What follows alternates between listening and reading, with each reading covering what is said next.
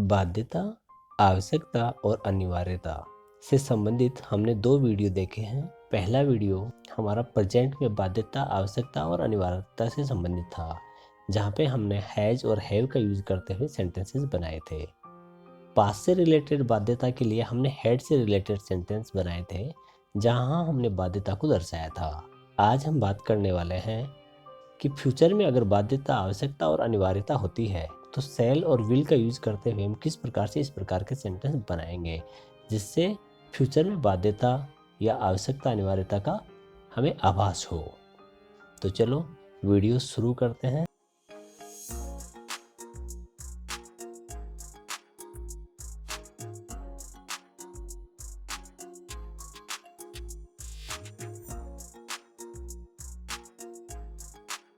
उसे स्टेशन जाना पड़ेगा, इसका इंग्लिश बनेगा He will have to go to the station. He will have to go to the station. तुम्हें मेरी बात माननी पड़ेगी। हार्ड वर्ड, बात मानने और आज्ञा, इनके लिए वर्ड यूज किया जाता है ओबे, OBEY। ओबे मतलब आज्ञा या बात मानना। चलो इंग्लिश बनाते हैं। You will have to obey me. You will have to obey me. Next sentence देखते हैं। मुझे पत्र लिखना ही पड़ेगा। मुझे पत्र लिखना पड़ेगा किसी भी प्रकार का सेंटेंस हो, इंग्लिश में सेम वे से बनता है।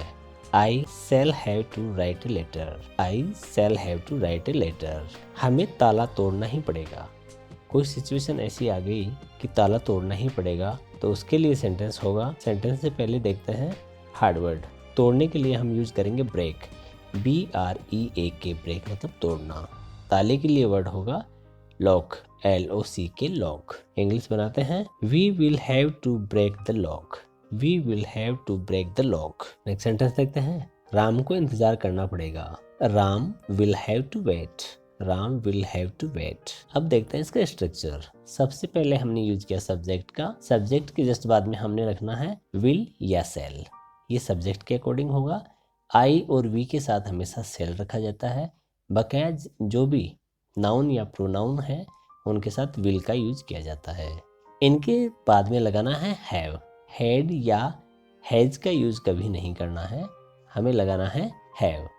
हैव के जस्ट बाद में हमें यूज करना है इन्फिनेटिव का, मतलब टू प्लस वर्ब की फर्स्ट फॉर्म का। तो चलो और आगे सेंटेंस देखते हैं। तुम्हें माफी मांगनी पड़ेगी।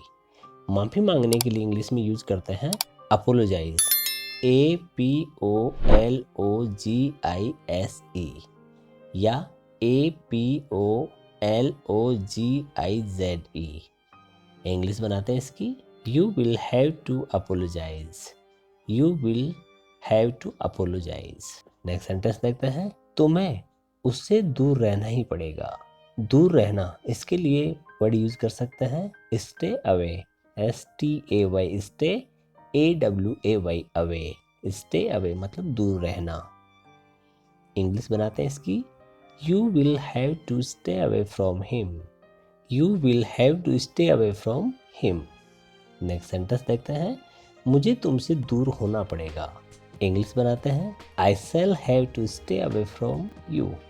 I shall have to stay away from you. Next sentence देखते हैं। उसे जयपुर रहना पड़ेगा। इंग्लिश बनाते हैं इसकी। He will have to stay in Jaipur. He will have to stay in Jaipur. Next sentence देखते हैं। तुम्हें यह कार्य करना पड़ेगा। इंग्लिश बनाते हैं इसकी।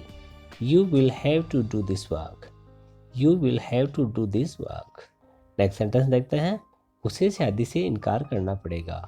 इनकार करने के लिए वर्ड यूज करेंगे रिफ्यूज, REFUSE, रिफ्यूज मतलब इनकार करना या मना करना। सेंटेंस बनाते हैं इंग्लिश में। He will have to refuse Mary.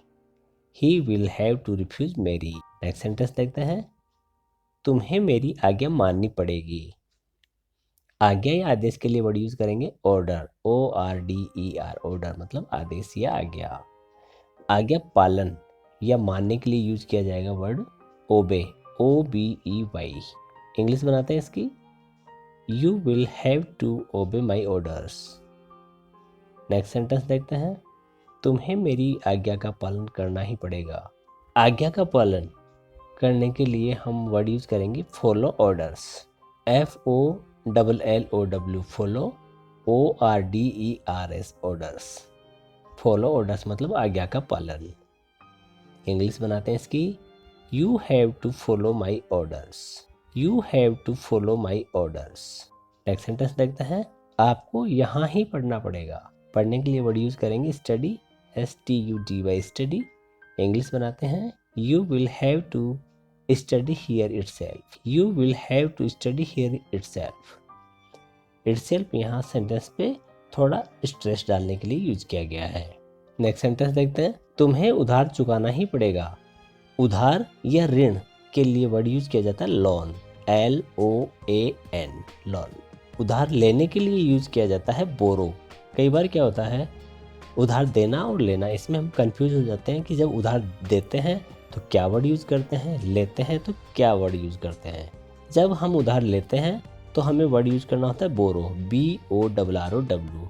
लेकिन जब हम उधार देते हैं तो हमें यूज करना होता है word land, LEND, land.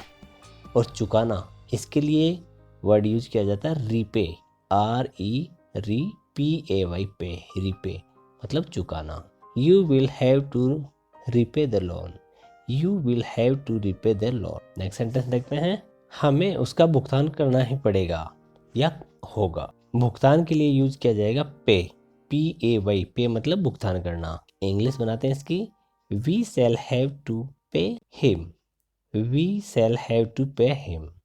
Next sentence देखते हैं, तुम्हें मेहनत करनी ही पड़ेगी, तुम्हें मेहनत करनी ही पड़ेगी। मेहनत के लिए हम यूज करेंगे hard work, HARD, hard, WORK, work, hard work.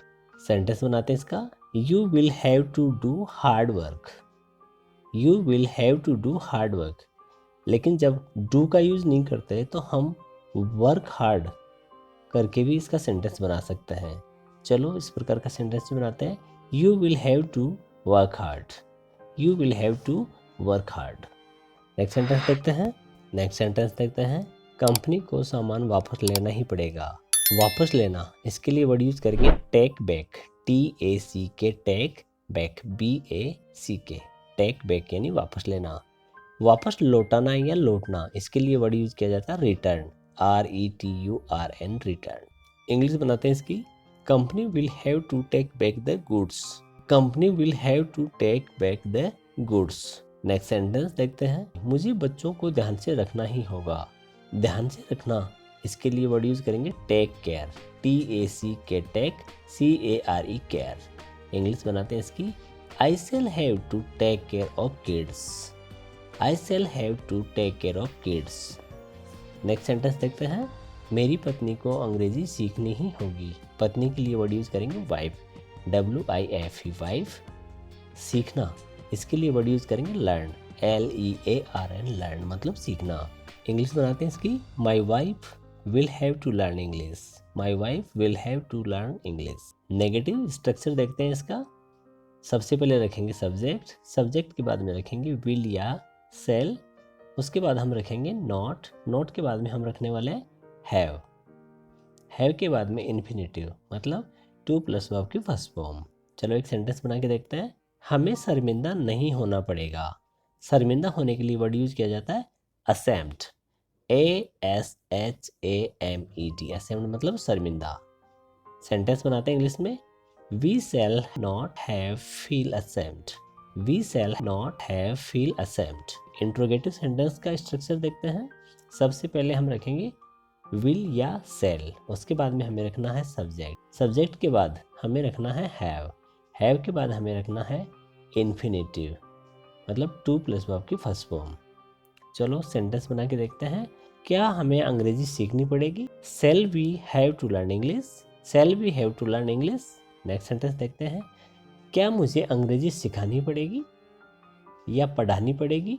सिखाना या पढ़ाना, इसके लिए वर्ड यूज किया जाता है टीच, TEACH, टीच मतलब सिखाना या पढ़ाना। Shall I have to teach English, shall I have to teach English. इस प्रकार से हमने बाध्यता से संबंधित तीनों प्रकार के सेंटेंसेस देख लिए हैं। आपको बार बार सिचुएशन में इनको रख के और प्रैक्टिस करनी है। जितने सेंटेंस मैंने दिए हैं उन्हीं तक सीमित नहीं रहना, उनसे आगे बढ़ना है। वीडियो आपको अच्छा लगा हो तो लाइक शेयर और सब्सक्राइब करें। टेक केयर, मिलते हैं किसी अन्य वीडियो में।